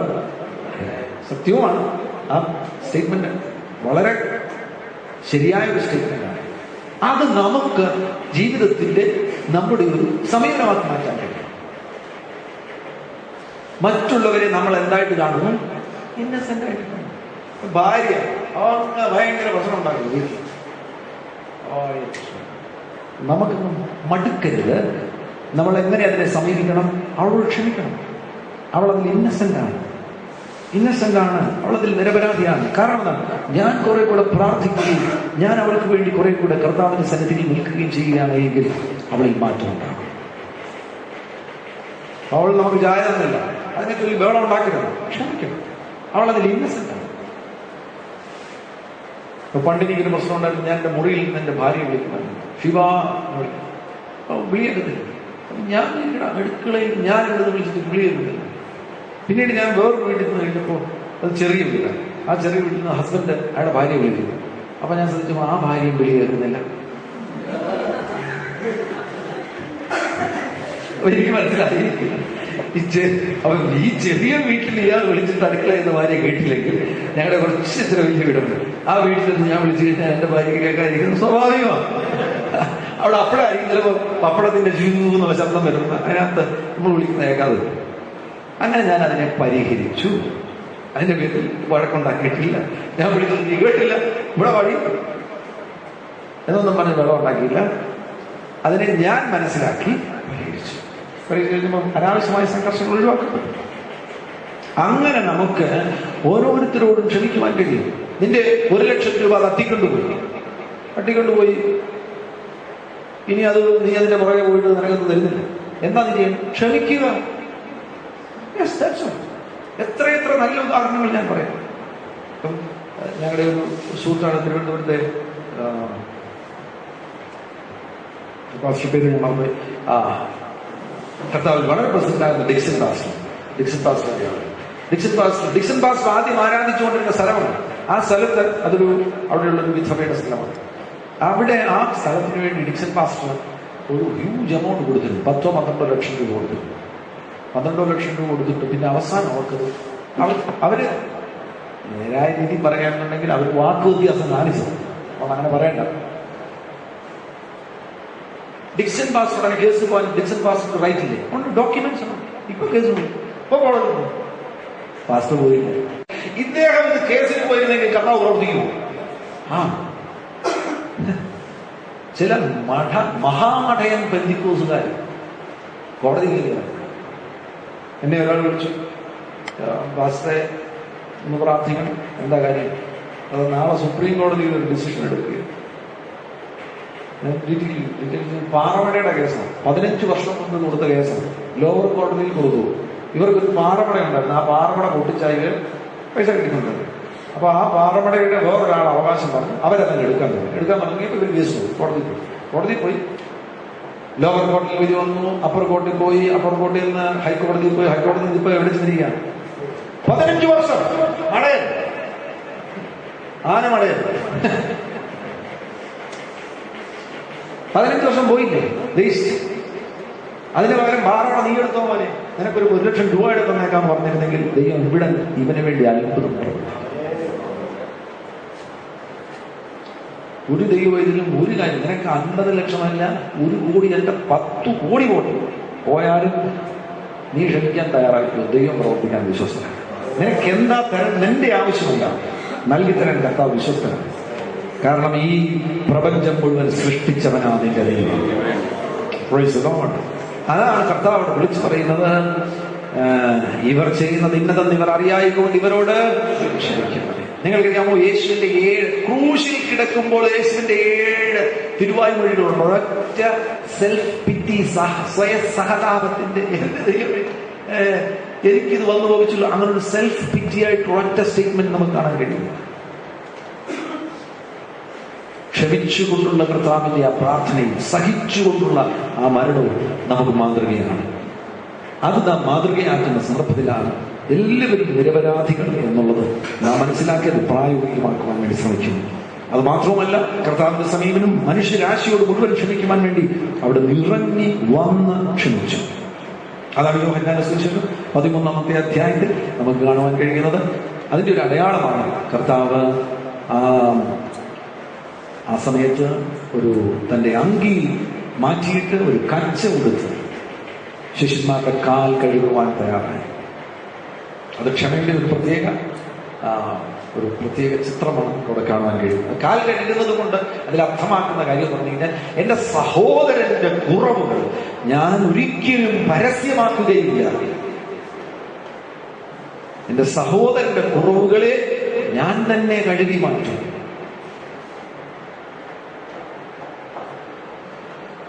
നാം മറ്റുള്ളവരുടെ കുറ്റം പറയേണ്ടവരല്ല. വേറൊരാളിൽ കുറ്റം കണ്ടു കഴിഞ്ഞാൽ തന്നെ ആ കുറ്റം പരിഹരിക്കുവാൻ വേണ്ടി നമുക്ക് എന്ത് ചെയ്യുവാൻ കഴിയും? എനിക്ക് വേറെ ചെയ്യാൻ കഴിയില്ല, പ്രാർത്ഥിക്കാൻ കഴിയും. ഓക്കെ, നീ പ്രാർത്ഥിച്ചാൽ, പക്ഷെ നീ അത് വേറെ ആരോടും പറയുവാൻ ഇടവരരുത്. വേറൊരു ദൈവദാസന്റെയോ ഒരു ദൈവത്തിന്റെയോ കുറവ് വേറെ ഒരാളുമായിട്ട് നീ പങ്കുവയ്ക്കുവാൻ നിനക്കിടവരരുത്. അത് ഇറങ്ങി വന്ന് ക്ഷമിക്കുന്നതിന്റെ ഒരു അടയാളമാണ്. ഒരു സഹോദരി 12 പേരോട് ക്ഷമിക്കാറുണ്ട്. 11 പേരോട് ഞാൻ ക്ഷമിച്ചു, പക്ഷേ ഒരാളോട് ക്ഷമിക്കാൻ കഴിയും. ഞാൻ ചോദിച്ചതാരാ? എന്റെ ഭർത്താവ്. 11 പേര് ദൂരെയുള്ള അപ്പാച്ചനോട് ക്ഷമിച്ചു, അമ്മച്ചോട് ക്ഷമിച്ചു, അത് ക്ഷമിച്ചു, ഇത് ക്ഷമിച്ചു. ഏറ്റവും അടുത്തുള്ളവരോട് നമുക്ക് ക്ഷമിക്കുവാൻ വളരെ ബുദ്ധിമുട്ട്. എന്നും കാണുന്നവരോട് ക്ഷമിക്കുവാൻ ബുദ്ധിമുട്ട്. എന്നും സഹകരിക്കുന്നവരോട് ക്ഷമിക്കുവാൻ ബുദ്ധിമുട്ട്. ഭാര്യ ഭർത്തൃ ബന്ധത്തിൽ ഏതെങ്കിലും കാര്യങ്ങൾ പരിഹരിക്കുവാനുണ്ടെങ്കിൽ പരിഹരിക്കണം. ആശയവിനിമയത്തിലൂടെ പരിഹരിക്കണം, പ്രാർത്ഥനയിലൂടെ പരിഹരിക്കണം. ഒരു മതിൽ പോലും നിങ്ങളുടെ ഇടയിൽ ഉണ്ടാക്കുവാൻ ഇടവരുത്. നിങ്ങളൊരു ശരീരമാണ്. കുടുംബബന്ധത്തെ കുറിച്ച് ഞാനൊരു കാര്യം പറയുവാൻ ആഗ്രഹിക്കുന്നു. യിരെമ്യാ പ്രവാചകന്റെ പുസ്തകത്തിൽ ഒരു വാക്യമുണ്ട്, ഒരു അത്ഭുത വാക്യമാണ്.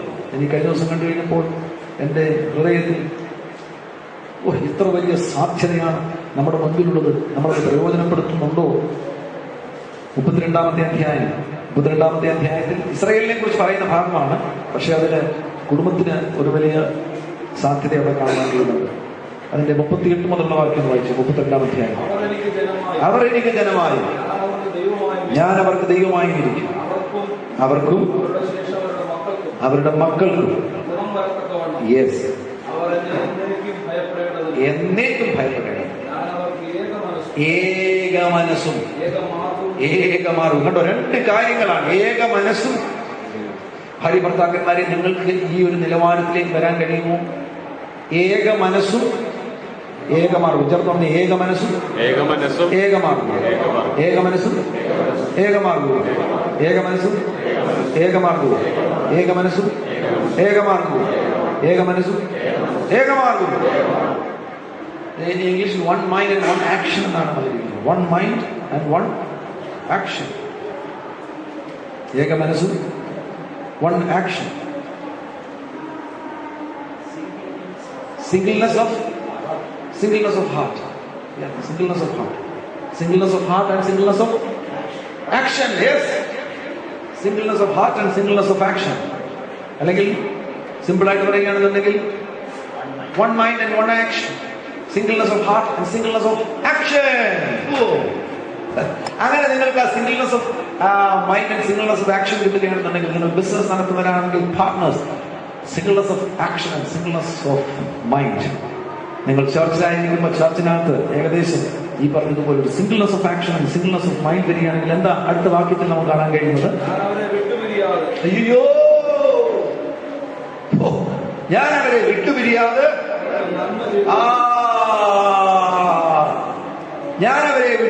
അവർക്ക് എന്ത് ചെയ്തോണ്ടിരിക്കും? ഇത് കർത്താവ് ഇത് കാണുമ്പോൾ തന്നെ ഞെട്ടിയിരിക്കുകയാണ്. ഭൂമിയിൽ singleness of heart, singleness of action. അപ്പൊ ഇത് കാണുമ്പോൾ കർത്താവ് എന്ത് ചെയ്യും? വിട്ടുപിരിയത്തില്ല. അങ്ങനെയുള്ളവരെ കാണുമ്പോൾ കർത്താവ് എന്ത് ചെയ്യത്തില്ല? വിട്ടുപിരിയത്തില്ല.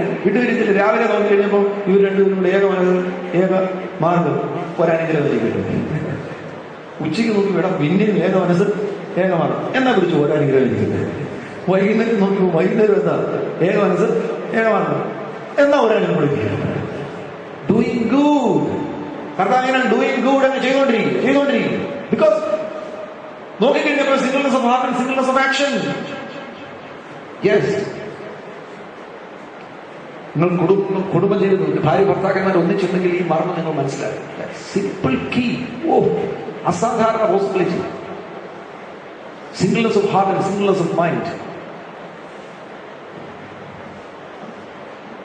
അതിന് പകരമായിട്ട് ഫോർഗീവ്നെസ്, അൺഫോർഗീവ്നെസ്.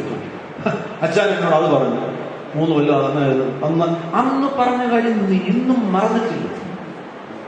അത് നിന്റെ ഉള്ളിൽ നിന്നെടുത്ത് പുറത്ത് കള. കുടുംബജീവിതം അല്ല, അതിനെ കുറിച്ച് ഞാൻ അതേ പറയുന്നില്ല. ഭാര്യ അവളന്ന് ഇന്ന ആളിനോട് ഇന്നത് ചെയ്തു, സംശയം.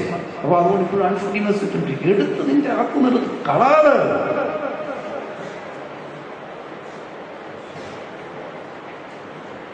അവൾക്ക് അങ്ങോട്ട് തെറ്റ് പറ്റിയിട്ടുണ്ടെങ്കിൽ തന്നെ അവളെ സംരക്ഷിക്കുന്നത് നീയാണ്. ഭർത്താവിന്റെ ഭദ്രമാകുന്ന ആ സംരക്ഷണത്തിന്റെ കീഴിലാണ് ഭാര്യയെ കൊണ്ടുവരുവാൻ നിനക്ക് ബാധ്യതയുണ്ട്. ഏറ്റവും അടുത്ത് പ്രവർത്തിക്കുന്നവർ യോജിക്കട്ടെ, ഒരുമിക്കട്ടെ. ആ സിംഗിൾനെസ് അവർക്ക് ലഭിക്കുവാൻ ഇടവരട്ടെ. അനാവശ്യമാകുന്ന അൺഫോർഗീവ്നെസ് അവരുടെ ഉള്ളിൽ നിന്ന് നീങ്ങിപ്പോകുവാൻ ഇടവരട്ടെ. ഇതിന്റെ ഒരു ചിത്രം നിങ്ങൾക്ക്, ഈ ക്ഷമയുടെ ചിത്രം നിങ്ങൾക്ക് യോഹന്നാന്റെ സുവിശേഷം 8-ാം അധ്യായം 1 മുതൽ 11 വരെയുള്ള വാക്യങ്ങൾ നമുക്കറിയാമല്ലോ. ഒരു വേശ്യാവൃത്തിയിൽ പിടിക്കപ്പെട്ട് കൊണ്ടുവന്നൊരു സഹോദരി.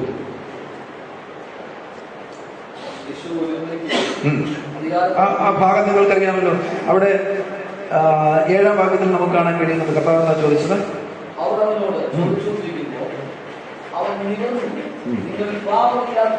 അവളെ ഒന്നാമത് കണ്ടതിന്റെ എന്ന് അവളോട് പറഞ്ഞു. പിന്നെയും വിരൽ കൊണ്ട് നിരത്തെ എഴുതിക്കൊണ്ടിരുന്നു. ഈ ഇരമ്യാ പ്രവാചകന്റെ പുസ്തകം 17:13 വായിച്ച്.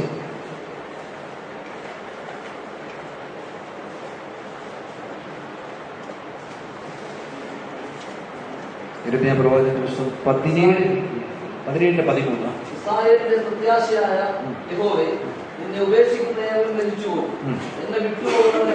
ഒരു പക്ഷെ കർത്താവ് അതായിരിക്കും ചെയ്തോണ്ടിരുന്നത്. ഇവന്മാരിൽ എത്ര എണ്ണം വിട്ടുപോയന്മാരുണ്ടെന്നോ അതിന്റെ എല്ലാം പേരെഴുതിക്കൊണ്ടിരിക്കുന്നത്. എന്തായാലും തല പൊക്കി നോക്കിയപ്പോൾ ഇവളല്ലാതെ വേറെ ആരും എല്ലാവരും. ഇവിടെ കർത്താവ് ഒരു ലീഗൽ ക്വസ്റ്റ്യൻ, അവരൊരു ലീഗൽ ക്വസ്റ്റ്യൻ ആണ് ചോദിച്ചത്. നിയമപരമാകുന്ന ഒരു ചോദ്യം ചോദിച്ചപ്പോൾ അതിനെ കർത്താവ് ഒരു മോറൽ ഇഷ്യൂ ആക്കി, ഒരു ധാർമ്മികമാകുന്ന കാര്യമാക്കി മാറ്റി. Jesus transformed a legal question into a moral issue. ആ മോറൽ ഇഷ്യൂ ധാർമ്മികമാകുന്ന ഒരു കാര്യമായിട്ട് പിന്നീട് പോയി. അപ്പൊ ശബത്തിൽ വരുമ്പോൾ അവരുടെ ലീഗൽ ക്വസ്റ്റ്യൻ, ശബത്തിൽ നെന്മണി വറുത്ത് തിന്നുന്നത് ലീഗൽ ക്വസ്റ്റ്യൻ. ഇവിടെ ശബത്ത് മനുഷ്യൻ നിമിത്തമാകുന്നു എന്ന് മനസ്സിലാക്കുവാൻ ഇവർക്ക് കഴിയുന്നില്ല. ഇവർ വിചാരിക്കുന്നത് ശബത്ത് മുഖാന്തരമാണ് മനുഷ്യനുണ്ടായി. ഇവിടെ മനുഷ്യനുണ്ടായതിനു ശേഷമാണ് ഈ ശബത്ത്.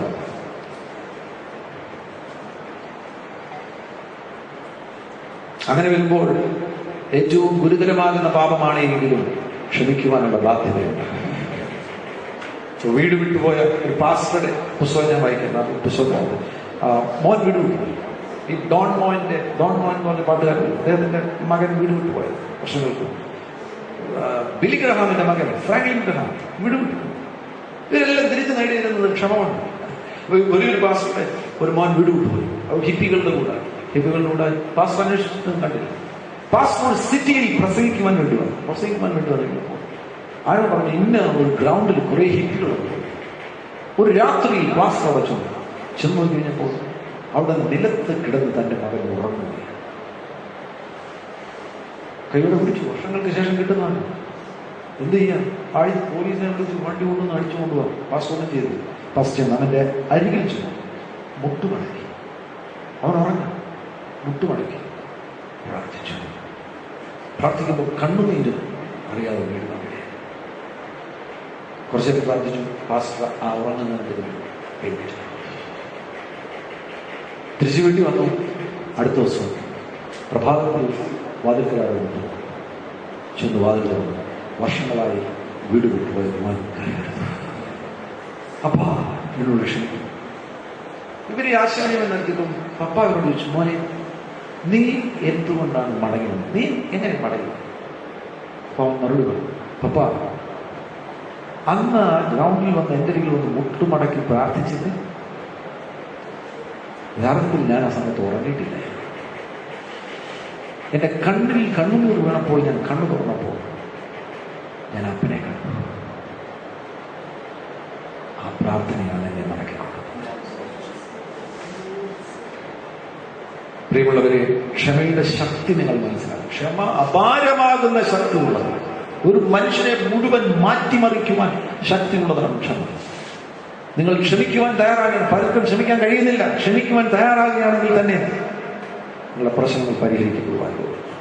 ഞാൻ മറ്റൊരു രാജ്യത്ത് ശുശ്രൂഷിക്കുന്ന സന്ദർഭത്തിൽ കാത്തലിക് പെൺകുട്ടി ആ ശുശ്രൂഷയിൽ കടന്നു.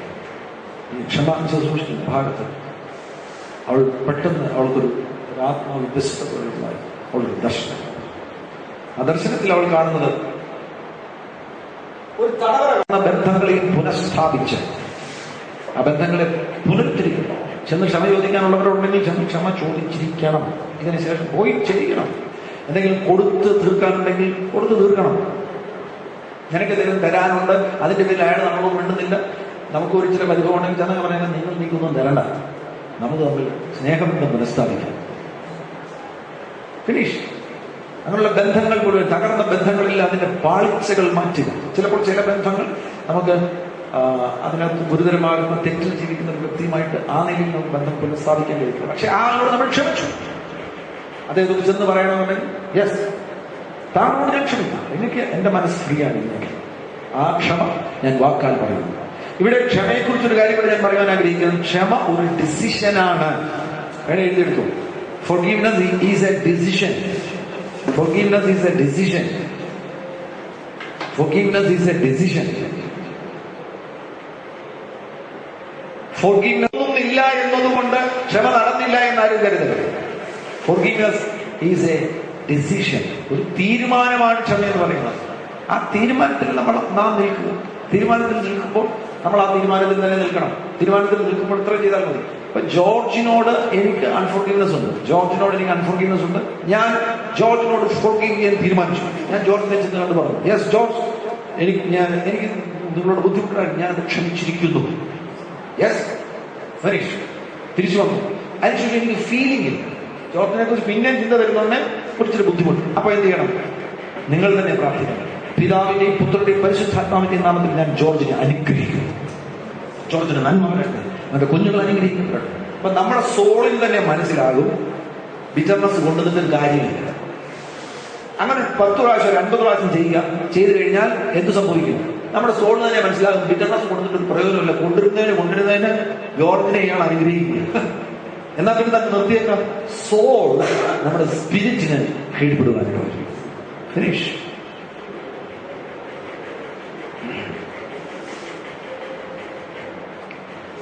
ആ നിലയിൽ ആ ഫീലിംഗ് ഇല്ലെങ്കിൽ പോലും ഡിസിഷനിൽ നിൽക്കണം. ഡിസിഷനിൽ നിൽക്കുമ്പോൾ ചിലപ്പോൾ കുറച്ച് കഴിയുമ്പോൾ നമുക്ക് ആ ഫീലിംഗ് ലഭിച്ചിട്ടുണ്ട്.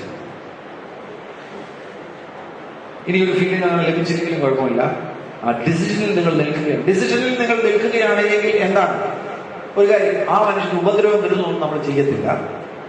ആ മനുഷ്യന് ഉപദ്രവം വരുന്ന ചിന്തകൾ വരുമ്പോൾ തന്നെ നമ്മൾ അതിനെ എന്ത് ചെയ്യും? എതിർക്കും, തിരസ്കരിക്കും. അപ്പോൾ ഉറപ്പാണ് നമ്മൾ ഡിസിഷനിൽ തുടരുന്നു. ഇതൊരു തീരുമാനമാകുന്നതിനാൽ ആ തീരുമാനത്തിൽ നിങ്ങൾ തുടരുക. അതോടൊന്നിച്ച് ഈ ക്ഷമ പൂർണ്ണമാണ്. കർത്താവിന്റെ ക്ഷമ കാൽവരിയിൽ നമുക്ക് കാണുവാൻ കഴിയുന്നു. ടോട്ടൽ ഫോർഗീവ്നെസ് ആണ്. ടോട്ടൽ ഫോർഗീവ്നെസ് എന്ന് പറയുമ്പോൾ ഇത് വെച്ചുകൊണ്ടിരിക്കും. ഈ പാർഷ്യൽ ഫോർഗീവ്നെസ്സും ടോട്ടൽ ഫോർഗീവ്നെസ്സും തമ്മിൽ തിരിച്ചറിയണമെന്നുണ്ടെങ്കിൽ ഒരു ചെറിയ ഉദാഹരണം പറഞ്ഞാൽ മതി. ജോർജിനോട് പ്രശ്നമുണ്ടായി. ഞാൻ ഭാര്യയോട് പറഞ്ഞു, എടി ഞാൻ ജോർജിനോട് ക്ഷമിച്ചു. 2 കൊല്ലം കഴിഞ്ഞു. ജോർജ് വണ്ടി ഓടിച്ചു പോകുന്ന സമയത്ത് ജോർജിന്റെ കാറടിച്ചു കഴിഞ്ഞപ്പോൾ നമ്മൾ ഭാര്യയോട് പറയാം, എടി നമ്മളെല്ലാം മറന്നു, പക്ഷെ കിട്ടിയവനുണ്ട്. അവന്റെ വണ്ടി ഇടിച്ച് കാല് പോയി ഇപ്പൊ ആശുപത്രി കിടക്കുകയാണ്. ഈ എടി നിനക്ക് മനസ്സിലാവുന്നുണ്ടോ? നമ്മൾ ക്ഷമിച്ചാൽ ഇതെല്ലാം കാണുന്ന ഒരാൾ മോളിലുണ്ട്. ഇവൻ ക്ഷമിച്ചു.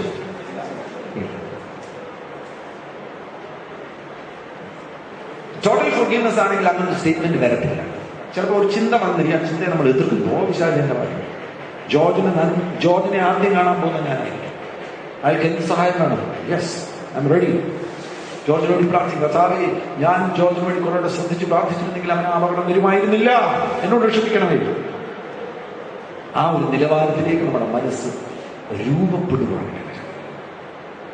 അങ്ങനെ നമുക്ക് എല്ലാവരും പിന്നീട് ആ ഒരു നിലവാരം വന്നു കഴിഞ്ഞാൽ നമുക്ക് പിന്നെ ഏത് സാഹചര്യത്തിലും എല്ലാവരോടും ക്ഷമിക്കാൻ കഴിയും.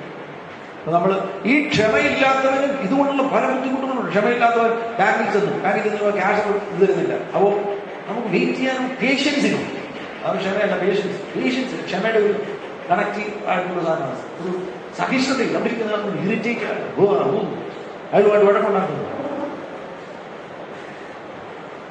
ഈ പല സന്ദർഭങ്ങളിലും പല കാര്യങ്ങളും താമസിക്കുന്നത് നിന്നെ സഹിഷ്ണുത പഠിപ്പിക്കാൻ വേണ്ടി കർത്താവ് ഒരു അവസരം തരുകയാണ്.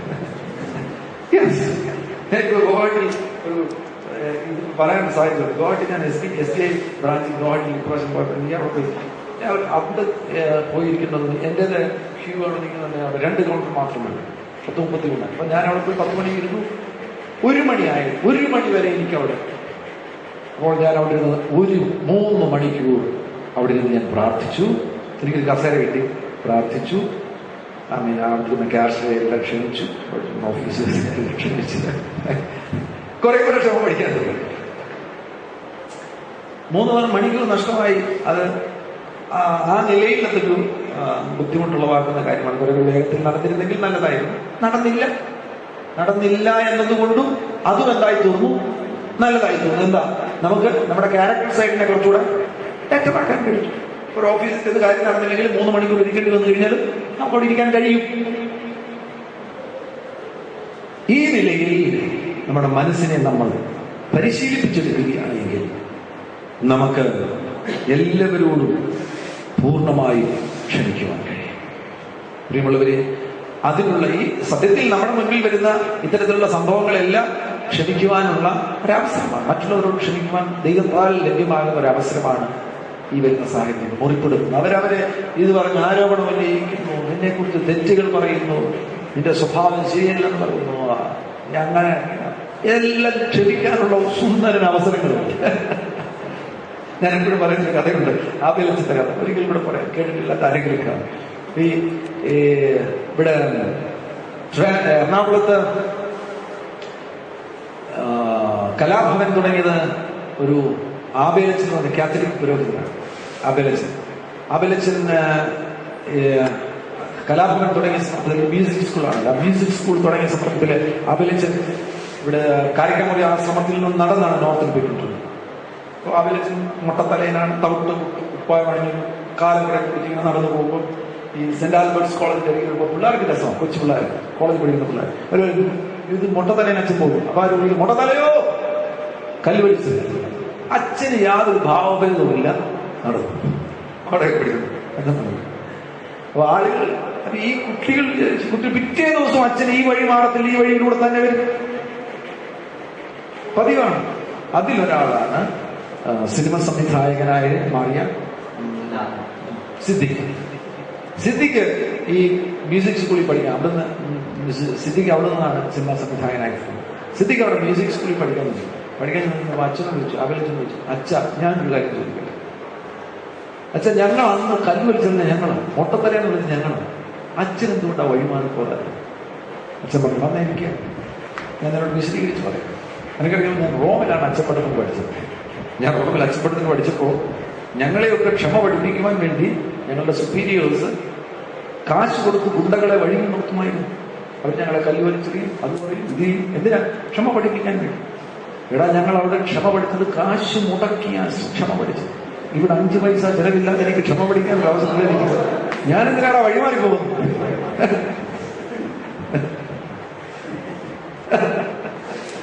സത്യത്തിൽ പ്രിയമുള്ളവരെ, ഇതാണ് നമ്മുടെ ജീവിതത്തിൽ സംഭവിക്കുന്നത്. ഓരോ സാഹചര്യങ്ങളുണ്ടാകും. ഓട്ടോറിക്ഷ ഡ്രൈവർ നിന്നോട് ഇതുകൂടാതെ പറഞ്ഞു, അവിടെ ഇരിക്കുന്ന ആ ഓഫീസർ നിന്നോട് ചൂടാകും. ഇതെല്ലാം ക്ഷമിക്കാൻ വേണ്ടി നമുക്ക് സുന്ദര അവസരം കിട്ടുക. ഇവൻ ചൂടാകുന്നതിനനുസരിച്ച് നമ്മൾ ക്ഷമിക്കുവാൻ തയ്യാറാണ്. ഇങ്ങനെ ഒരു ക്ഷമിക്കുന്ന ഒരു സ്വഭാവം നമ്മളിൽ വളർന്നു കഴിഞ്ഞാൽ പിന്നെ നമ്മൾ എവിടെ പോയി കഴിഞ്ഞാൽ ചൂടായാൽ കൊള്ളാരെന്ന് വിചാരിക്കും. പക്ഷെ ചൂടാകത്തില്ല, അത് വഴക്കുണ്ടാക്കത്തില്ല. പിശാചിന് മനസ്സിലായി, വഴക്കുണ്ടാക്കിയിട്ട് നിന്നെ ഇതുകൊണ്ട് ഇറിറ്റേറ്റ് ചെയ്യിക്കാൻ കഴിയത്തില്ല. നീ ഈ നിലയിൽ ഇറിറ്റേറ്റഡ് ആകുന്ന ഒരാളാണെന്നുണ്ടെങ്കിൽ നീ പോകുന്നിടത്തെല്ലാം ഇങ്ങനെയുള്ളവരെ നിനക്ക് കണ്ടുകൂട്ടാൻ കഴിയും. ഒരു കുഴപ്പമില്ലാത്തൊരു മനുഷ്യൻ നിന്നെ കാണുമ്പോൾ ചൂടാകണമെന്ന് നമുക്ക് തോന്നും. 10 വഴക്ക് നിന്നോട് പറയണമെന്ന് തോന്നും. കാരണം എന്താ? നിന്റെ അകത്ത് പിശാചിരിക്കുക. മറിച്ച് നീ ക്ഷമിക്കുന്ന നമ്മൾ ആ നിലവാരത്തിൽ എത്തിക്കഴിയുമ്പോൾ തന്നെ നമ്മൾ ആ അനോയിന്റിങ് ക്യാരി ചെയ്യുന്ന സന്ദർഭത്തിൽ നമ്മൾ ചെല്ലുമ്പോൾ തന്നെ അറ്റ്മോസ്ഫിയറിൽ സമാധാനവും സ്വസ്ഥതയും വ്യാപരിക്കുമ്പോൾ ഒരു വലിയ മുൻകോപിയാകുന്ന മനുഷ്യന് പോലും നമുക്ക് എന്തെങ്കിലും ഒരു ഫേവർ ചെയ്യണമെന്ന് തോന്നുന്നു. നീ വെറുതെ ഡൽഹിയിൽ നിൽക്കുകയാണ്, നിന്നെ സഹായിക്കാൻ ആരുമില്ല. പക്ഷെ അവിടെ ഒരു പര ഗുണ്ടയുണ്ടെന്ന് അവന് നിന്നെ കാണുന്നുണ്ട്, നിനക്ക് എന്തെങ്കിലും ഒരു ഉപകാരം ചെയ്യണമെന്ന്. ഈ മനുഷ്യൻ ചിലപ്പോൾ ആയിരക്കണക്കിന് വഴിയാത്രക്കാരെ വഴിതിരിച്ചവനായിരിക്കും. പക്ഷെ നിന്നെ കാണുമ്പോൾ നിനക്കൊരു ഉപകാരം ചെയ്യണമെന്ന് അവൻ അറിയാതെ തോന്നുകയാണ്. എന്താ അതിന്റെ കാരണം? നിന്നിൽ വ്യാപരിക്കുന്ന പരിശുദ്ധാത്മാവ്. ആ നിലവാരത്തിലേക്ക് നിങ്ങൾ മാറുകയാണ്. ഞാനൊരു ഉദാഹരണത്തോടെ പറയാം. ഒരു വിധവ തന്റെ പൈസയെല്ലാം ഇങ്ങനെ ശേഖരിച്ചു വെച്ചിരുന്നു മകളുടെ കല്യാണത്തിന് വേണ്ടി. അയൽപക്കത്തുള്ള ഒരു ബിസിനസ്സുകാരുടെ കയ്യിലായിരുന്നു പൈസ കൊടുത്തിരുന്നത്. അന്നത്തെ വർഷങ്ങൾക്ക് മുമ്പ് 1 ലക്ഷം രൂപയോളം അവൾ ശേഖരിച്ചു. അങ്ങനെ പെണ്ണിനൊരു കല്യാണാലോചന വന്നു. കല്യാണാലോചന വന്നു കഴിഞ്ഞപ്പോൾ ഗൾഫിൽ നിന്നുള്ളൊരു പയ്യൻ കല്യാണാലോചന വന്ന് ഫിക്സ് ചെയ്തു. 1 ലക്ഷം രൂപ മോനെ ഞാൻ തരാം. ഇവർ കുറവുണ്ട്, കാരണം ബിസിനസ്സുകാരുടെ 1 ലക്ഷം രൂപ അത് മേടിച്ചു കൊടുത്താണ്. 1 ലക്ഷം രൂപ മോനെ നിനക്ക് തരാം എന്ന് സമ്മതിച്ചു. അങ്ങനെയെല്ലാം വാക്കെല്ലാം പറഞ്ഞു. എന്നാൽ കാര്യങ്ങൾ തീരുമാനിച്ചതിന് ശേഷം ബിസിനസ്സുകാരോട് ഞാൻ ചോദിച്ചു, ആ 1 ലക്ഷം രൂപ തരണം, എന്റെ മോടെ കല്യാണമാണ്. വളരെ ദുഃഖകരമായ നിലയിൽ ആ ബിസിനസ്സുകാരൻ മറുപടി പറഞ്ഞു, അമ്മേ, ഈ അടുത്ത നാളുകളിൽ എന്റെ ബിസിനസ് മുഴുവൻ തകർന്നു. നിങ്ങൾ തന്ന 1 ലക്ഷവും ഞാൻ ചെലവഴിച്ചു. വലിയ കടത്തിന്റെ നടുവിലാണ്, എന്റെ കയ്യിൽ പൈസയും ഇവരാകെ നിരാശരായി ഇറങ്ങി വന്നു. എന്ത് ചെയ്യണം? ഒരു കാത്തലിക് ബാക്ക്ഗ്രൗണ്ടിലുള്ള സ്ത്രീയായിരുന്നു. അതുകൊണ്ട് ഒരു കാത്തലിക് അച്ഛനെ തികച്ചിരുന്നു. അച്ഛാ, ഞാൻ ഇതിനകത്ത് എന്ത് ചെയ്യണം? അച്ഛൻ പറഞ്ഞു, നീ അവനോട് ക്ഷമിക്കണം. നീ ആ ചെറുക്കൻ്റെ വീട്ടുകാരെ വിളിച്ച് പറയണം, നീ അതിന് കേസിനും പോകണ്ട, മാർസിസ്റ്റുകാരെ വിളിച്ച് കുടി മാറ്റാനും പോകണ്ട, വെള്ളം ഉണ്ടാക്കാനും പോകണ്ട. ഇവൾ വിധവയാണ്. ഇവളുടെ പിന്നിൽ ഏത് രാഷ്ട്രീയ പാർട്ടിക്കാരും നിൽക്കും. ഈ ബിസിനസ്സുകാരന്റെ വസ്തു വിറ്റാണെങ്കിലും 1 ലക്ഷം തിരിച്ചു മേടിക്കാൻ ഏത് രാഷ്ട്രീയ പാർട്ടിക്കാരും തരാറാണ്.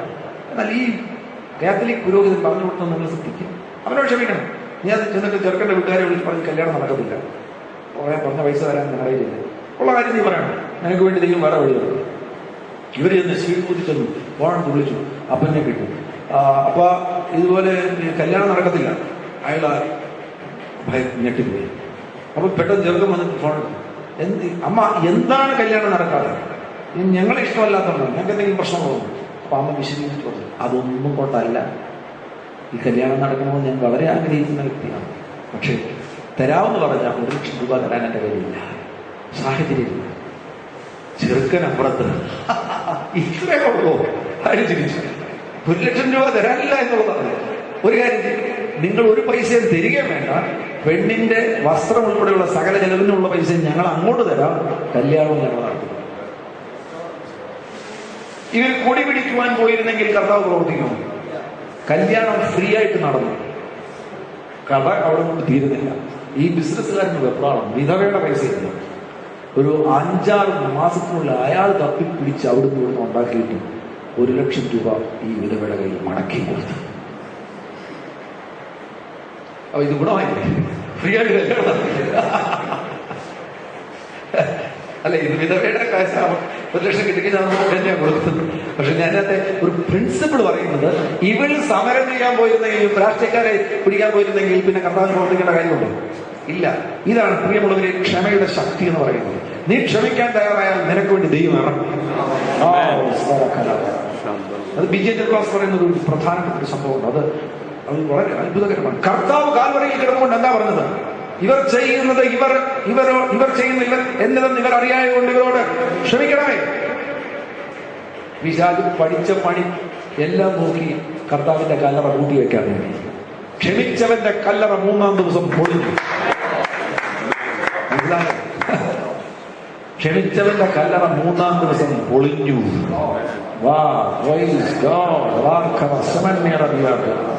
നീ ക്ഷമിച്ചാൽ നിന്റെ കല്ലറ പൊളിയും.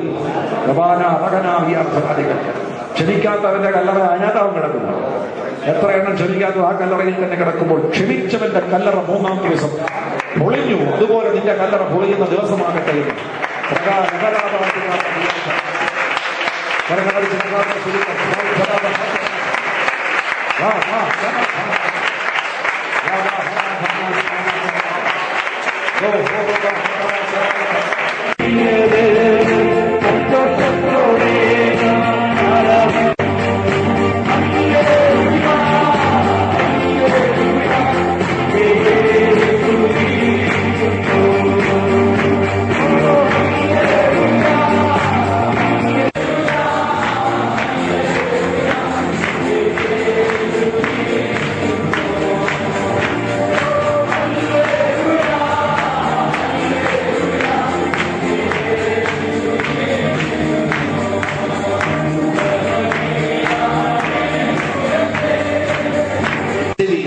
അവയവങ്ങൾ വളരെ പ്രധാനപ്പെട്ടതാണ്. ഇതിൽ ഏറ്റവും പ്രധാനപ്പെട്ടത് അധരം തന്നെയാകുന്നു എന്ന് എനിക്ക് തെളിവ് നൽകി തരുവാൻ കഴിയും. നാവ്, ചെവി, ഈ 2 അധരങ്ങൾ. നിങ്ങളുടെ ചെവിയിലേക്ക് കൈവച്ചൊന്ന് പ്രാർത്ഥിക്കുക. നിങ്ങളുടെ ചെവിക്ക് വേണ്ടി ഒന്ന് പ്രാർത്ഥിക്കുന്നത്. കർത്താവിന്റെ ശബ്ദം മാത്രമേ ഈ ചെവി കേൾക്കാവൂ എന്നൊന്ന് പ്രാർത്ഥിച്ചു.